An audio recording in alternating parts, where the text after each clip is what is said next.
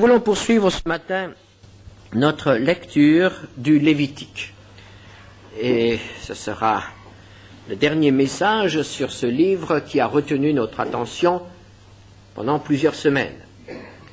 Et j'ai pensé que cette dernière méditation convenait parfaitement à un culte du premier de l'an, puisqu'il s'agit du chapitre 26 du Lévitique, où nous avons devant nous les conditions de bénédiction et ce qui attire aussi la malédiction. En ce début d'année, nous présentons les vœux et entre chrétiens, nous avons l'habitude de dire non seulement meilleurs vœux, mais encore que le Seigneur vous bénisse. Qu'est-ce que ça signifie cela? Que le Seigneur vous bénisse. Nous avons déjà eu l'occasion, en lisant le Lévitique, de savoir ce que c'est que la bénédiction de Dieu. Ce n'est pas quelque chose de magique. Ce n'est pas quelque chose qui vient comme cela et qui change tout. Non. La bénédiction du Seigneur, c'est l'approbation du Seigneur. Alors vous comprenez bien que ce n'est pas quelqu'un qui peut vous bénir. Ce n'est pas le pasteur qui va bénir. Moi, je ne peux pas vous donner l'approbation du Seigneur. Un homme ne peut pas donner à un autre homme la certitude de l'approbation du Seigneur. Pour être béni de Dieu, il faut remplir certaines conditions. Il faut vivre une vie qu'il puisse approuver. S'il n'approuve pas notre vie, s'il n'approuve pas certains domaines, certains comportements, certaines pensées, certaines paroles dans notre vie, il n'y aura pas de bénédiction. La bénédiction n'est donc pas quelque chose que l'on peut recevoir par le moyen d'un homme ou pour lequel on peut payer. Non, la bénédiction dépend de Dieu seul. C'est Dieu qui bénit. Et ce matin, nous avons devant nous le chapitre qui nous dit quelles sont les conditions pour qu'il nous bénisse. Et si nous lisons ce chapitre ce matin, en ce premier dimanche de l'année, c'est tout simplement que nous allons avoir devant nous les conditions du bonheur pour cette année. Nous voulons tous une année heureuse. Nous voulons tous une année bénie. Nous voulons tous que ce soit une bonne année. Eh bien, ce matin, écoutez bien, le Seigneur va nous dire dans quelles conditions ce sera une bonne année. Lévitique, chapitre 26, versets 1 à 13. Vous ne vous ferez point d'idole, vous ne vous élèverez ni image taillée, ni statue, et vous ne placerez dans votre pays aucune pierre ornée de figures pour vous prosterner devant elle, car je suis l'Éternel votre Dieu. Vous observerez mes sabbats et vous révérerez mon sanctuaire. Je suis l'Éternel.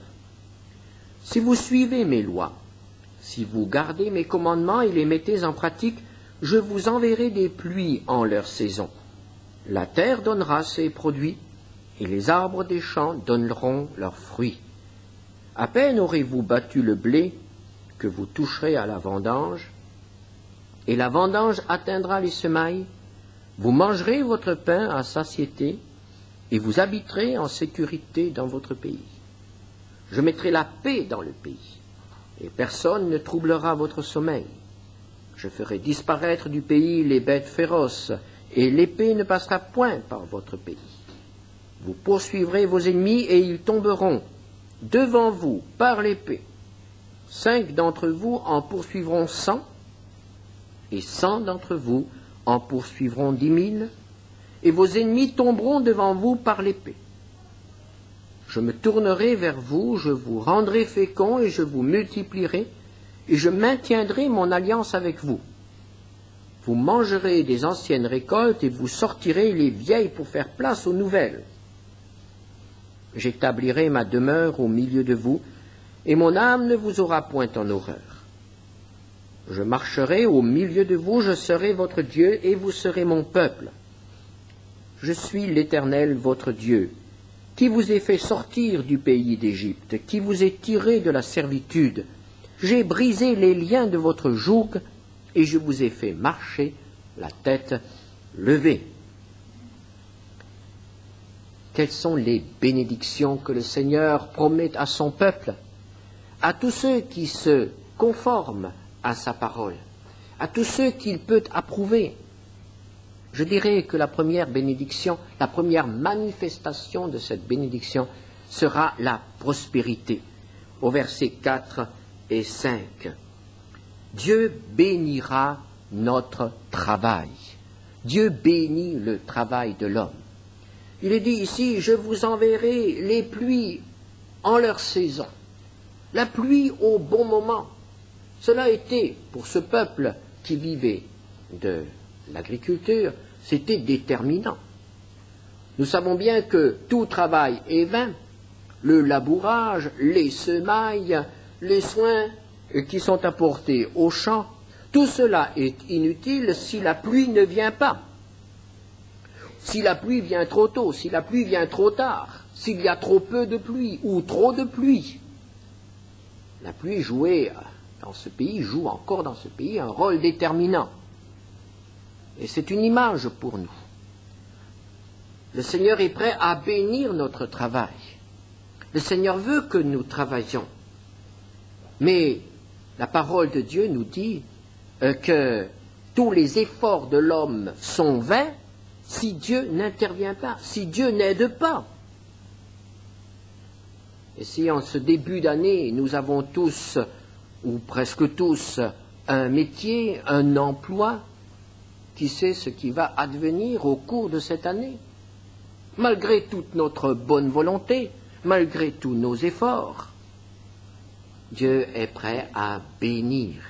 Il est prêt à répondre à notre attente. Il est prêt à donner la prospérité. Il est prêt même à donner plus que ce qui est nécessaire. Dans le psaume 65, le psalmiste s'écrie dans sa reconnaissance envers le Seigneur, psaume 65, versets 10 à 14, « Tu visites la terre et tu lui donnes l'abondance. Tu la combles de richesses. Le ruisseau de Dieu est plein d'eau. Tu prépares le blé quand tu la fertilises ainsi, en arrosant ses sillons, en aplanissant ses mottes. Tu la détrempes par des pluies, tu bénis son germe. Tu couronnes l'année de tes biens et tes pas versent l'abondance. Les plaines du désert sont abreuvées et les collines sont ceintes d'allégresse. Les pâturages se couvrent de brebis et les vallées se revêtent de froment. Les cris de joie et les chants retentissent. C'est Dieu qui bénit son peuple, c'est Dieu qui verse l'abondance.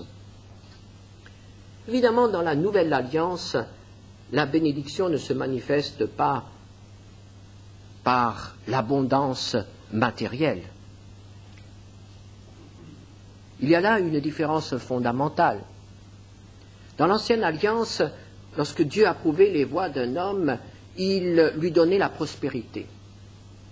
Dans la Nouvelle Alliance, la pauvreté n'est pas un signe de désapprobation du Seigneur. Ce n'est pas parce que quelqu'un est pauvre, parce que quelqu'un passe par des épreuves, que le Seigneur le réprouve. Mais nous trouvons dans la parole de Dieu, quand même, dans le Nouveau Testament aussi, un certain accord. Il y a une réponse de Dieu lorsque l'homme est prêt à le servir, lorsque l'homme est prêt à mettre à part pour son Dieu du temps, de ses biens, de ses forces, si l'homme est prêt aussi à mettre à sa disposition les talents, les dons qu'il a.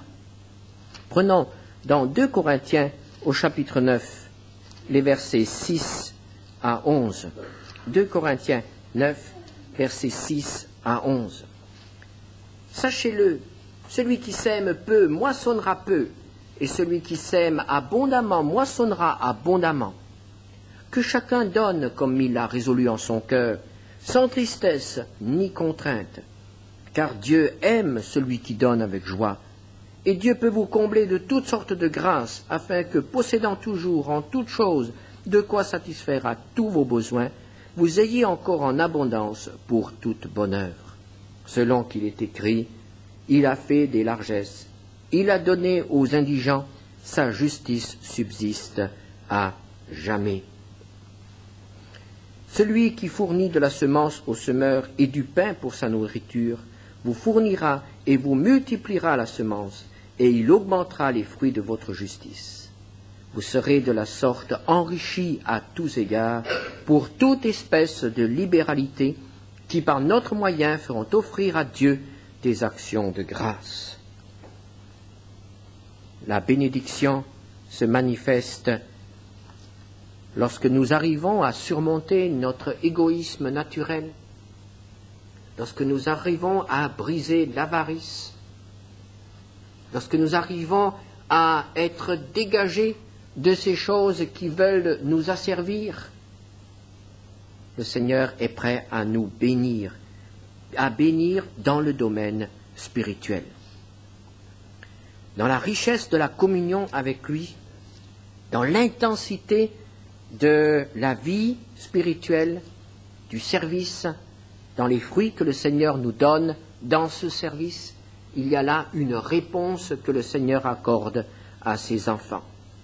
Jésus disait dans Jean 10, verset 10, « Je suis venu afin que les brebis aient la vie et qu'elles soient dans l'abondance. » Et Jésus a aussi parlé de ces fleuves d'eau vive qui coulent de celui qui croit en lui.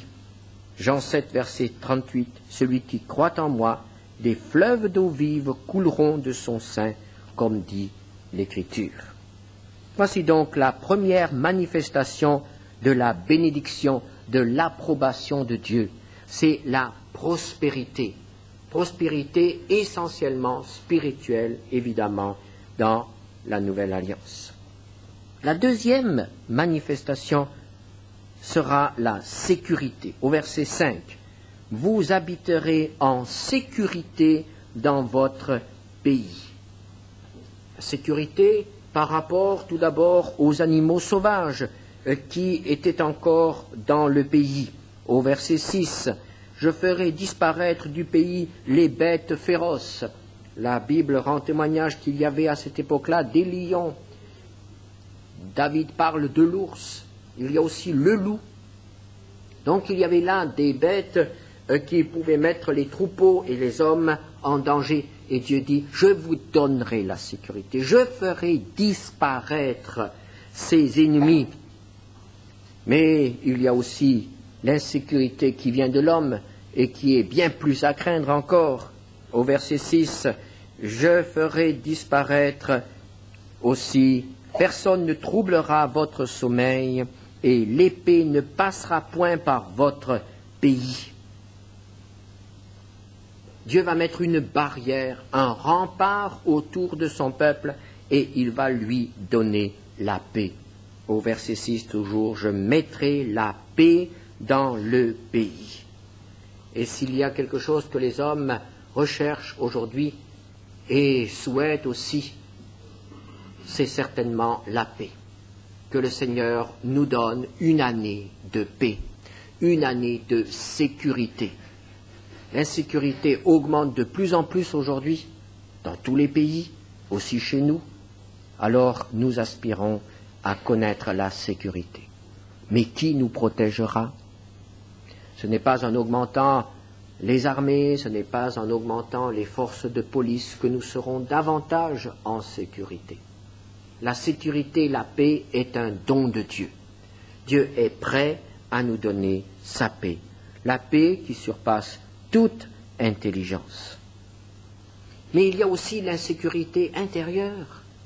Il y a aussi les angoisses, les peurs intérieures, les ennemis intérieurs. Dieu est prêt aussi à nous donner la victoire. La victoire sur nos ennemis intérieurs, sur nos défauts, sur nos vices, sur nos passions, sur toutes ces tensions qui se révèlent en nous, sur les tentations. Dieu est prêt à donner la victoire. Qui a triomphé du monde, sinon celui qui croit que Jésus est le Fils de Dieu? La prospérité, la sécurité, mais aussi la communion. Au verset 11, « J'établirai ma demeure au milieu de vous. » Dieu au milieu de son peuple. Dieu au centre de l'Église. Tous ceux qui aiment le Seigneur se regroupent autour de lui.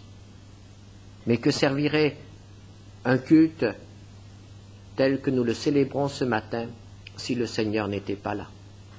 Ce serait simplement une réunion où nous pourrions chanter les plus beaux cantiques, où nous pourrions prier de tout notre cœur, où nous pourrions étudier la parole de Dieu. Mais si le Seigneur n'est pas au milieu de nous, tout cela ne sert à rien. Nous ne sommes pas venus ici pour chanter, pour prier ou pour écouter une prédication. Nous sommes ici pour rencontrer le Seigneur. Et s'il n'est pas au rendez-vous, s'il n'a pas pu venir, s'il n'a pas pu être au milieu de nous ce matin, tout cela, tout ce que nous faisons ici est absolument inutile. C'est pourquoi la présence du Seigneur est certainement le plus grand bienfait, le plus grand don. Jésus s'est appelé lui-même le don de Dieu. Je mettrai ma demeure au milieu de vous. Je marcherai au milieu de vous. Je serai votre Dieu et vous serez mon peuple. Que serait cette année pour nous si Dieu ne nous accompagnait pas? Et je parle là maintenant à tous ceux qui connaissent le Seigneur et qui l'ont accepté, à tous ceux qui savent quel est le prix de la communion. Et si le Seigneur ne nous accompagnait pas au cours de cette année, que deviendrions-nous? Que ferions-nous? Pensons un peu à la détresse de tous ceux qui ne peuvent pas avoir la certitude que le Seigneur les accompagne, qui vivent leur journée seuls, qui doivent résoudre leurs problèmes seuls, leurs conflits dans leur famille, dans leur milieu professionnel, seuls. Ils n'ont aucun recours. Et on sait à quel point la détresse peut être grande quand on pense être secouru par des hommes et on s'aperçoit que ces hommes ne peuvent pas nous secourir. Quand on a recours à un avocat et cet avocat ne peut rien faire. Quand on a recours à un juge et ce juge ne fera rien. Où chercher du secours quand on est seul? Ce qui pèse certainement le plus sur nos contemporains aujourd'hui, c'est la solitude. Et je pense que plus d'un ne s'est pas engagé avec joie dans cette nouvelle année. Oh, bien sûr, il y a eu la fête. On a réveillonné. On a bien rigolé. Mais les lendemains de fête, quand il faut reprendre le chemin du travail, quand il faut de nouveau faire face aux problèmes conjugaux, quand il faut reprendre le chemin de l'école, il y a de quoi faire oublier la fête. Et on se retrouve face à face avec les problèmes et on sait que ces problèmes n'iront pas mieux, ne se résoudront pas tout seuls. L'avenir peut faire peur quand on est seul. Et voici que Dieu dit, j'établirai ma demeure au milieu de vous, je marcherai au milieu de vous, je serai votre Dieu. Voici que Dieu se propose de venir avec nous, de nous accompagner. C'est cela la bénédiction. Dieu qui nous accompagne. Dieu qui ne nous laisse pas seuls. C'est cela la bénédiction. Je serai votre Dieu et vous serez mon peuple. Je ne vous aurai point en horreur. On est un peu étonné de trouver cette expression ici. Je ne vous aurai point en horreur.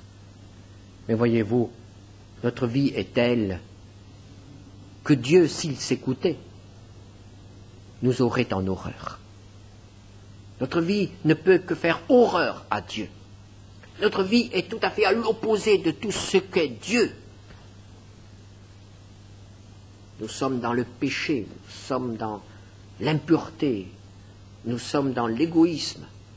Et Dieu est tout à fait l'opposé de tout cela.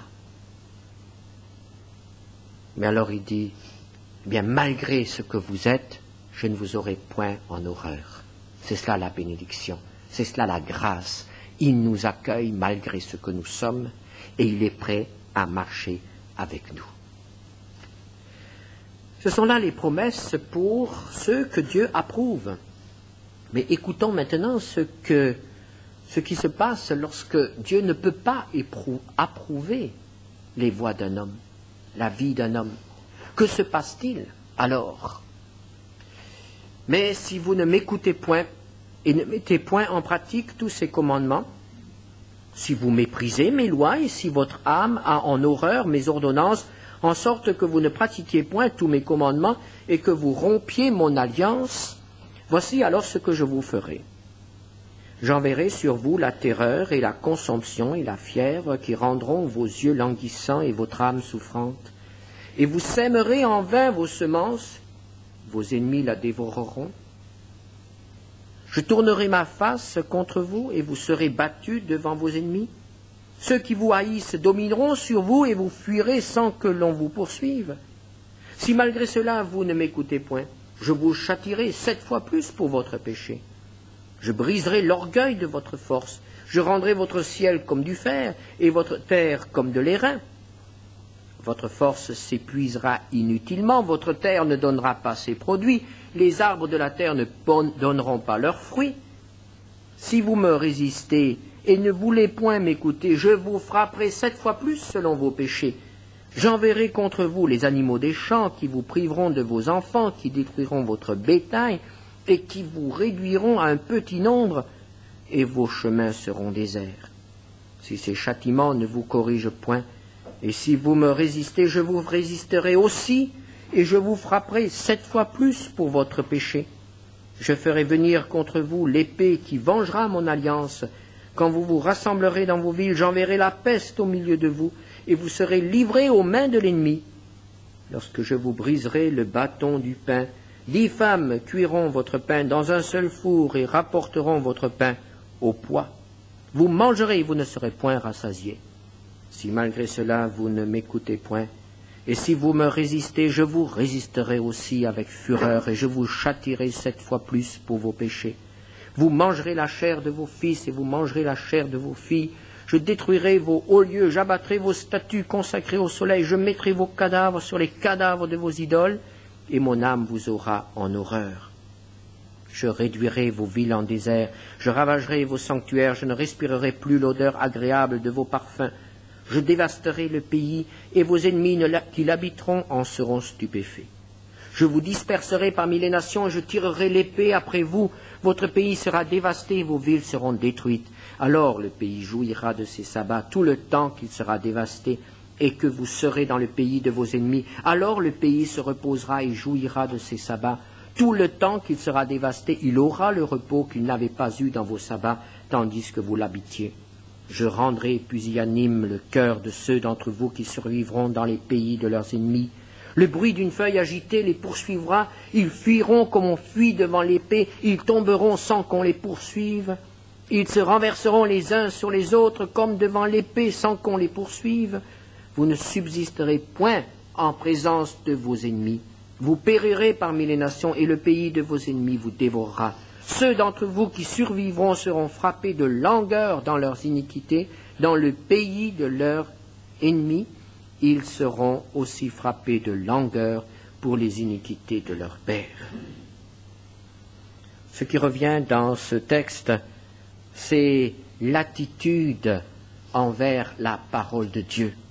Nous relevons ici, au verset 14, « Ne point écouter », verset 14 toujours, « Ne point mettre en pratique », verset 15, « Mépriser », verset 15 encore, « Avoir en horreur ». Il s'agit là d'un comportement, d'une attitude envers la parole de Dieu, envers la volonté de Dieu. Il s'agit là d'hommes et de femmes qui ne veulent pas écouter, qui s'obstinent à ne pas écouter la parole de Dieu. Et quand ils l'entendent, ils la laissent s'écouler sur eux. Elle ne pénètre pas, elle n'a aucun effet. La Bible, la parole de Dieu, ils la méprisent, ils la rejettent. Il s'agit en fait pour le peuple d'Israël d'une rupture de l'alliance, puisqu'il s'agissait d'une alliance fondée sur la parole de Dieu. Israël devait obéir et Israël pouvait être béni. La désobéissance rompt l'alliance du Sinaï. C'est ce que le prophète Jérémie rappelle à une époque où justement tous ces fléaux vont s'abattre sur le peuple. Jérémie 31, verset 32, où il nous dit « Non comme l'alliance que je traitais avec leur père le jour où je les saisis par la main pour les faire sortir du pays d'Égypte, alliance qu'ils ont violée, quoique je fusse leur maître, dit l'Éternel. » Et nous voyons cette résistance, la résistance de ce peuple qui, malgré les avertissements, malgré les prophètes qui parlent de la part de Dieu, malgré les châtiments, et nous avons entendu quelque chose de cette longue liste des châtiments qui s'abattent sur l'homme qui ne veut pas accepter, malgré tous ces châtiments, il résiste. C'est une résistance obstinée. Ils ne veulent pas s'humilier devant Dieu, ils ne veulent pas capituler, ils ne veulent pas obéir. Et cette résistance ira jusqu'à l'extrême limite de leur force. Cette phrase qui certainement vous a frappé, je les châtierai 7 fois plus. Dieu parle de tous les fléaux principaux, l'épée, c'est-à-dire la guerre, la peste, ce sont les épidémies, la famine qui accompagne évidemment aussi la guerre. Tout cela, nous le retrouverons dans l'histoire d'Israël. Mais il y a encore d'autres fléaux, les maladies de l'âme. Ils n'ont plus de courage, ils n'ont plus d'espérance. Je rendrai votre âme souffrante, je rendrai votre cœur pusillanime. L'extrême désolation, la famine qui conduit jusqu'au cannibalisme, la destruction totale du pays, la dispersion parmi toutes les autres nations, l'extrême détresse due à la résistance obstinée. On est parfois surpris de voir à quel point un homme peut résister à Dieu, jusqu'où il peut aller dans son refus de s'humilier et d'accepter Christ comme son sauveur. Malgré les épreuves, malgré les difficultés, malgré les interventions du Seigneur, il y a là un endurcissement qui peut aller jusqu'à la mort. Et que se passera-t-il alors? Et nous savons qu'Israël a connu tout cela. Toutes ces choses-là se sont réalisées. Moïse parlait de ces choses en 1500 avant Jésus-Christ et en 600 avant Jésus-Christ. Donc, 900 ans plus tard, tout cela s'est réalisé, on pourrait le reprendre à la lettre. Toutes ces choses se sont réalisées parce que pendant presque 1000 ans, Dieu a lutté avec un peuple qui ne voulait pas se conformer à sa parole. Mais ce chapitre se termine encore par une lueur d'espoir.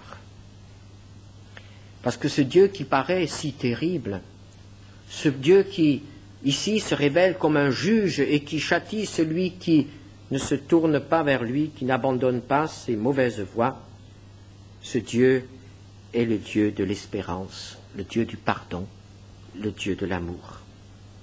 Et à partir du verset 40, nous lisons « Ils confesseront leurs iniquités et les iniquités de leurs pères, les transgressions qu'ils ont commises envers moi et la résistance qu'ils m'ont opposée. Péchés à cause desquels moi aussi je leur résisterai, et les mènerai dans le pays de leurs ennemis. Et alors leur cœur incirconcis s'humiliera, et ils paieront la dette de leurs iniquités.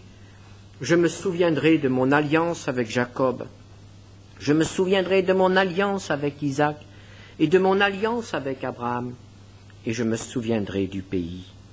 Le pays sera abandonné par eux, et il jouira de ses sabbats pendant qu'il restera dévasté, loin d'eux, et ils paieront la dette de leurs iniquités, parce qu'ils ont méprisé mes ordonnances et que leur âme a eu mes lois en horreur.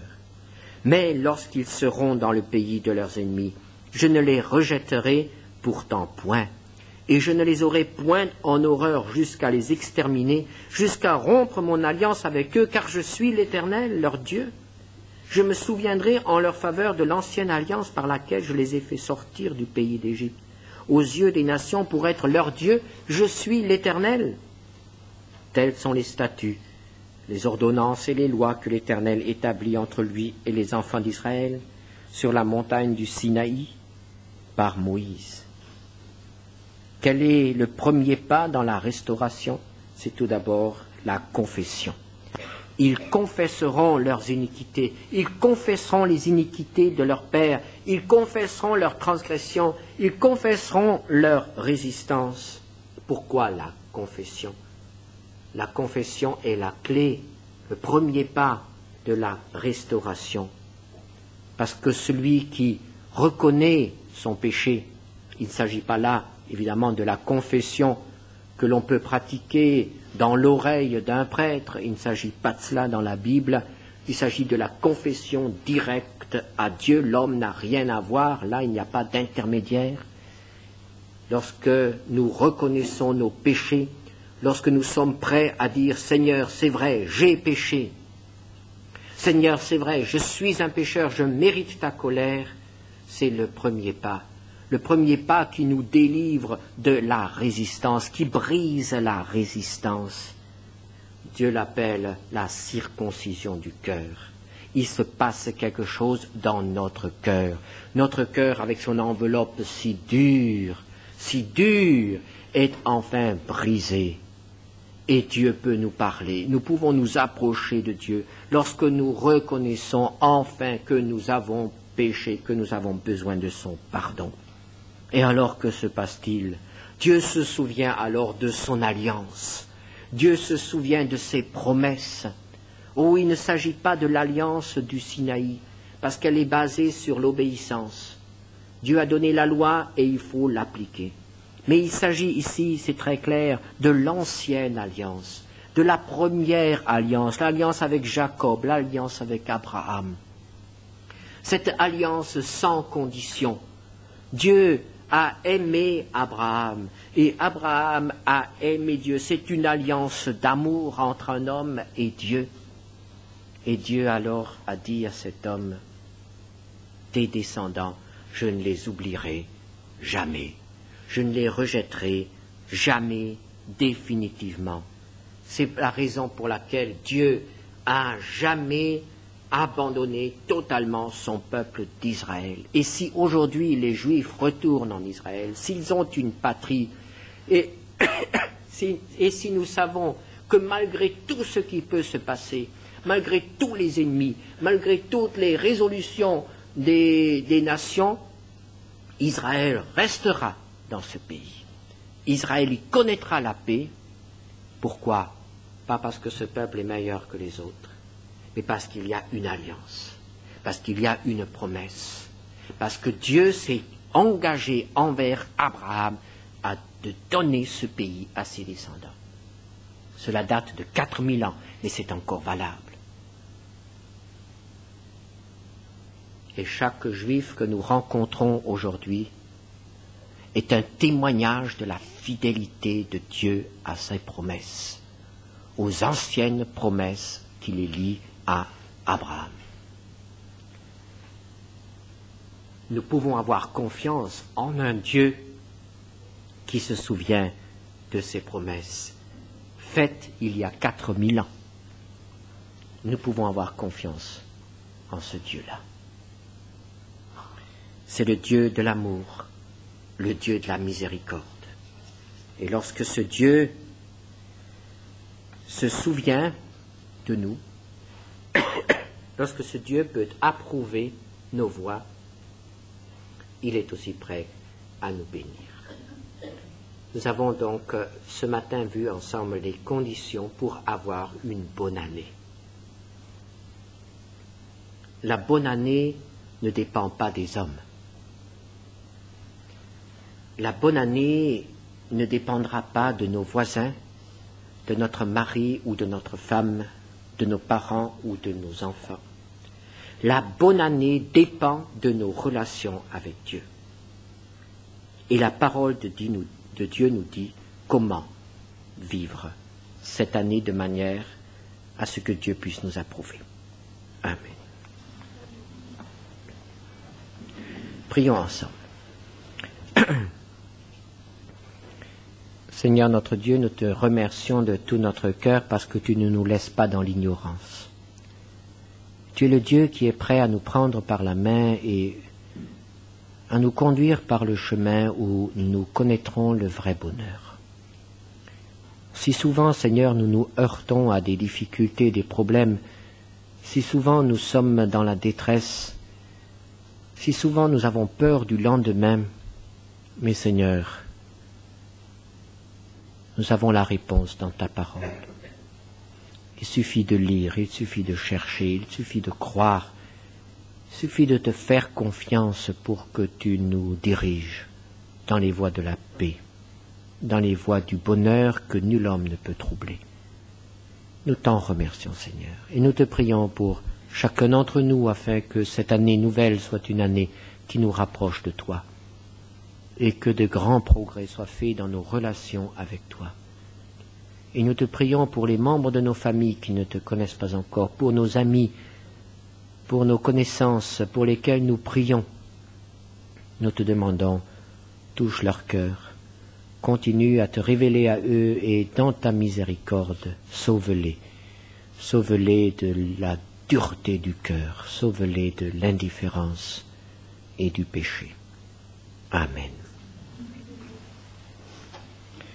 Nous chanterons tout à l'heure un cantique, mais nous avons maintenant encore la joie de présenter deux enfants. Il s'agit des enfants de nos amis, la petite Audrey et la petite Isabelle. Qu'est-ce qu'une présentation d'enfants? Tout d'abord, je dis présentation. Il ne s'agit pas d'un baptême.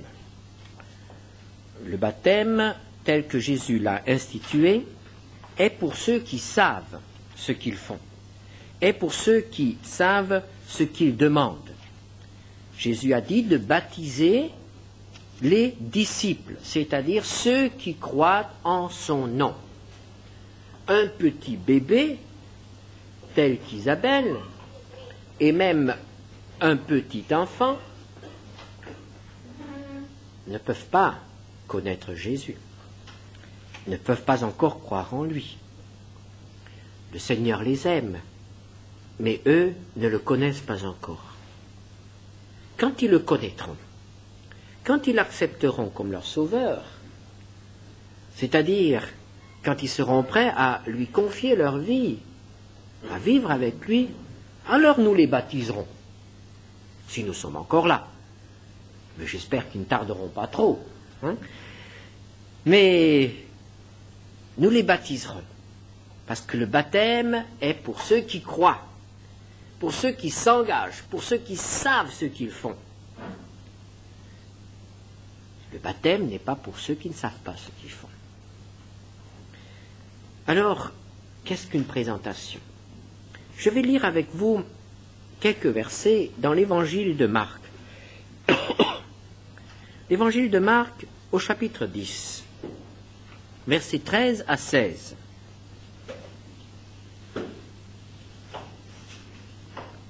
On amena à Jésus des petits enfants afin qu'il les touchât. Mais les disciples reprirent ceux qui les amenaient. Jésus, voyant cela, fut indigné et leur dit, « Laissez venir à moi les petits enfants, et ne les en empêchez point, car le royaume de Dieu est pour ceux qui les ressemblent.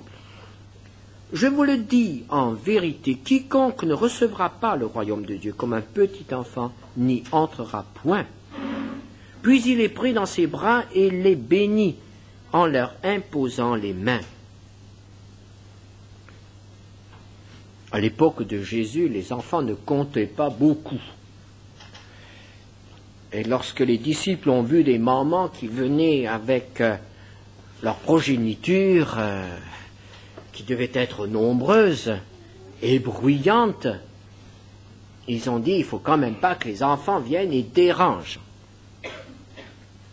Et ils ont voulu renvoyer les mamans et renvoyer les enfants. Mais cela a indigné Jésus. Nous ne lisons pas souvent dans la Bible que Jésus a été indigné. Mais à cette occasion-là, il a été indigné.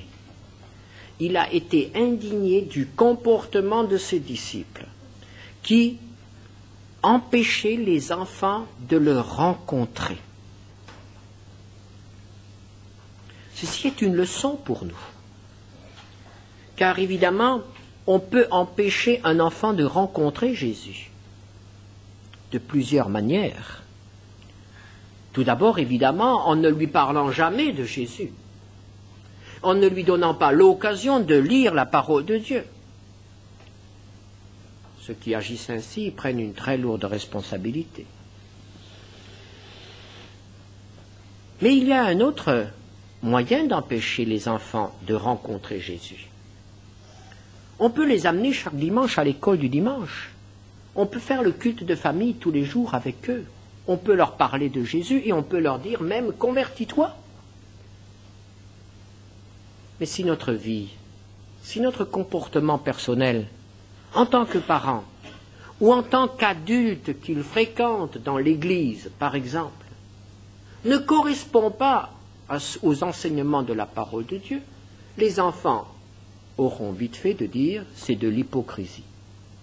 Ça ne colle pas, ça ne marche pas. Et c'est ainsi qu'en étant chrétiens, et même enseignants de la parole de Dieu, nous pouvons être pour les enfants, les nôtres ou ceux de nos frères, un obstacle. Nous pouvons empêcher un enfant de rencontrer Jésus. Et c'est une des raisons pour lesquelles nous avons aussi cette petite cérémonie de présentation des enfants. Nous avons dans notre sein une famille. Le Seigneur les a attirés à lui il n'y a pas tellement longtemps. Un petit enfant était déjà né, Audrey, et un deuxième est venu. Et ce matin, il désire nous les présenter tous les deux. Oh, nous les connaissons déjà. Mais dans le cadre de ce culte, nous allons prendre un moment ensemble pour prier avec eux, pour prier pour les enfants, pour prier pour les parents. Et nous allons les présenter au Seigneur, qui les connaît aussi depuis longtemps. Mais la parole de Dieu nous dit que lorsque nous sommes 2 ou 3 réunis en son nom, eh bien il est au milieu de nous, et nous le croyons ce matin. Alors il veut être là, et il posera sa bonne main sur ses enfants, et il les gardera. Nous savons que nos enfants courent tellement de dangers dans tous les domaines. Ils ont besoin de la protection du Seigneur. Et les parents ont besoin de l'aide du Seigneur pour élever leurs enfants dans une situation si difficile telle que nous la connaissons actuellement. Alors ce que nous allons faire maintenant, ce n'est pas un baptême, ce n'est pas un acte magique qui va assurer la prospérité, le bonheur à ces enfants, non. C'est une prière en commun, tout simplement. Présenter 2 enfants à Jésus.